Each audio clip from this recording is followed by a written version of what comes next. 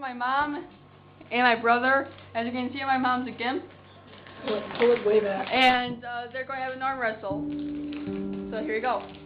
Ready, set, go. Doctors who had served time in prison for Nazi war crimes take responsibility for inventing thalidomide, and it was believed that it was tested on people in the Nazi concentration camps as well, so it has that eerie connection to Nazi Germany. It was advertised as being very safe. It was a sedative, but there were approximately 2.5 million tablets distributed to 1,300 doctors in the US. It was discovered that it was causing devastating birth defects in children in Europe and Canada. Many people often feel sorry for her or pity her, but especially after living a full and successful life, Jean only cares for those that can see through her disability to the dependent, well-rounded person she truly is. People underestimating me has been part of my life. It's always been the reality.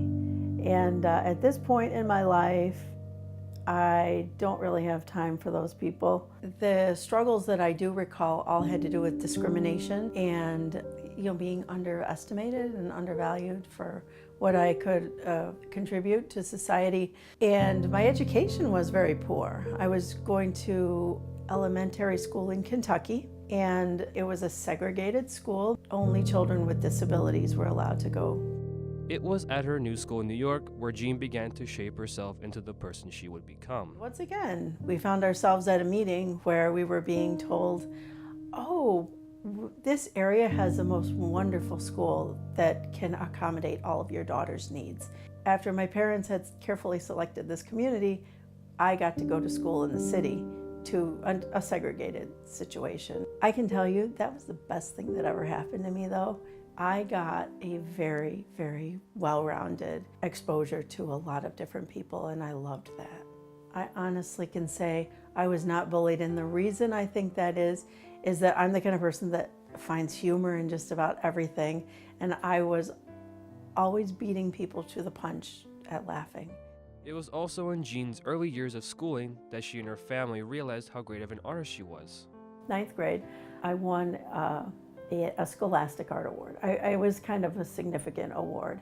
And the media was there and everything. And then suddenly I became aware that, my gosh, I'm the story here. And it wasn't that I had won the art award, but it was because I was disabled and won an art award. I gradually learned the way of the world. Professionally, I work as a marketing manager, and I'm a graphic designer there. I do all their design, and my illustration work is something that I can do as a freelance job. I do not get any call to be a fine artist.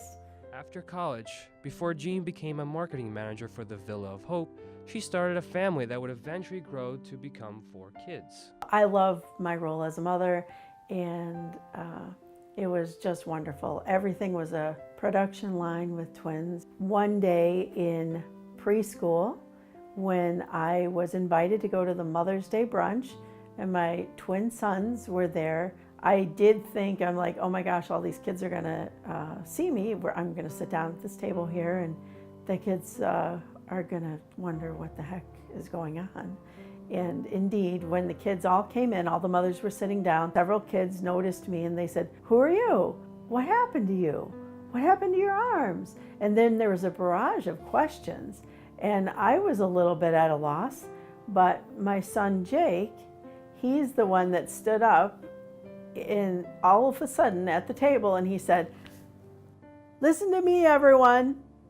This is my mom. Once the room had quieted and listened to him, he went on to explain that this is my mom. She can draw, she can feed herself, and everything's fine. And I believe he did a pencil out, I think, for me to draw something for the kids, and that really broke the ice. But I give Jake a lot of credit with defining my life for me. After the birth of Jean's twins, her 3rd child came from an originally unexpected place. I never really thought about adopting. I had the boys, and then a friend of mine who had adopted a lot of children, and she forwarded an email to me about this little girl in India who was 1.5, who had not had good luck with adoptions that had started. I became interested in her story and I read up on it. I found an agency to work with. 2 years later, I did adopt Priya, and it's been pretty cool. Priya has a disability. She has arthrogryposis. She's otherwise been a very, very good student and very enterprising and very independent. I feel like I live a normal life. My life is very, very dependent on accessibility, and I have spent a lot of money over the years on accessibility. I've had to put a ramp on my home before I could even move into it. I've had to equip vans for transportation. So accessibility costs a lot, but as long as all of that stuff is in place and I keep the balance, this little house of cards that is my life, then I have the money to pay for the accessibility to keep living a normal life.